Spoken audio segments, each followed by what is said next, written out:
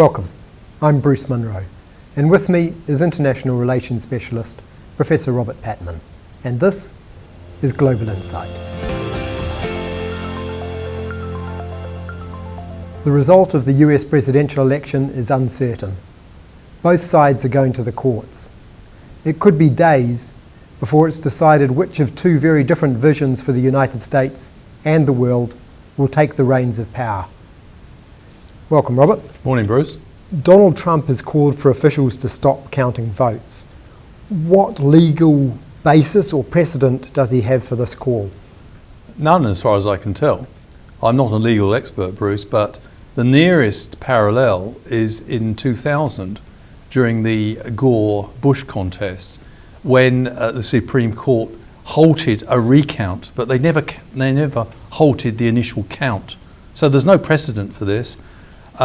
What's happening at the moment in the United States is perfectly normal, which is in a democratic election, eligible voters are having their votes counted. Some of those votes have been delivered by mail. And this is absolutely normal. As we know, in New Zealand, votes are still being counted here. This is not an exceptional situation. And the other question that one has to ask, quite apart from the dubious legality of this move by Mr. Trump, is the political logic of it. If you're winning, as he claimed, why would you want to halt the vote? I would think if you've got a handsome lead, you'd like to keep it going. You might even increase it. And get even more, a bigger base of support. So it's curious. If Joe Biden wins, he still faces a Republican-dominated Senate. So will he effectively be hamstrung as president? I think that's a very fluid situation, Bruce. I consulted just before we had the interview. And last night, of course, the Republicans had quite an edge in the Senate. But I noticed there's only a gap now between about one. The Republicans are in the lead about 48 to 47. So that we don't know the exact outcome. It's going to be clearly very close, which is a disappointment for the Democrats because they wanted to have a commanding position in the Senate, but they've won the House. So with all that in mind, coming back to your question, I think a Republican-controlled or a Senate with a Republican majority would be a handicap to Joe Biden. But given the backing of the House and given the inherent powers of the office of the presidency, I wouldn't see it as an insurmountable problem. And remember, Joe Biden is someone who's got a bipartisan reputation. He's used to working with people across the aisle. In fact, one of the most famous political friendships in American politics was the friendship between Joe Biden and John McCain, who's now deceased. So, Biden is a person of great political experience. He's worked 47 years in Washington. He knows how the game's played. I don't think he would view that as a major problem. It was something he could do without, but it's something that he and his advisors would consider something they can work around. What does this election and how it has played out, what does it tell us about the United States? Well, obviously, it shows us that America is very deeply divided. Mr. Trump has improved his performance on 2016 by something like 3 million votes, I understand. But it looks like Joe Biden's won more of the popular vote by about 2 million more. So, and still, it's obviously still a work in progress. So I think the polarization of America is the first thing. And it's become even more stark because there's less third-party challenges which are credible in this election, which has enhanced the polarization.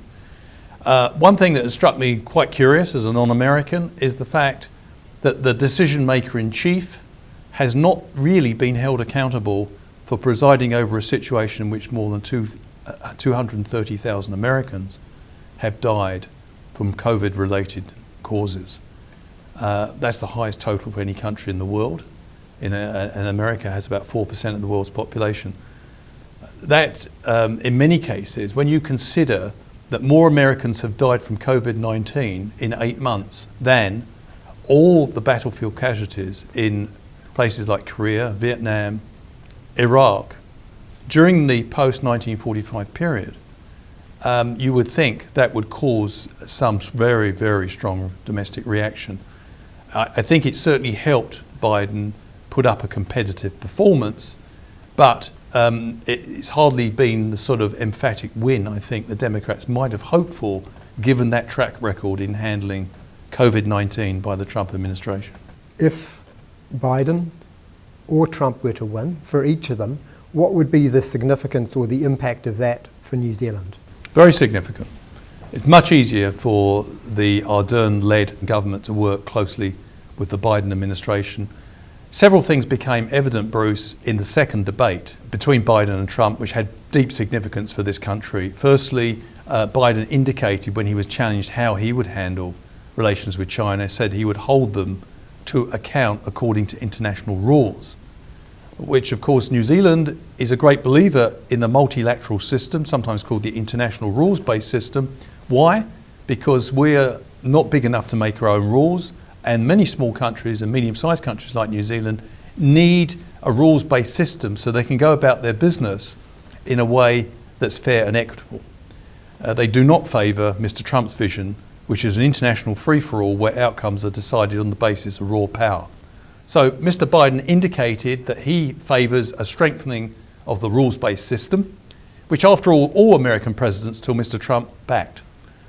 Secondly, Joe Biden indicated towards the end of the debate with Trump, the last debate, that he favoured a paradigm shift in energy.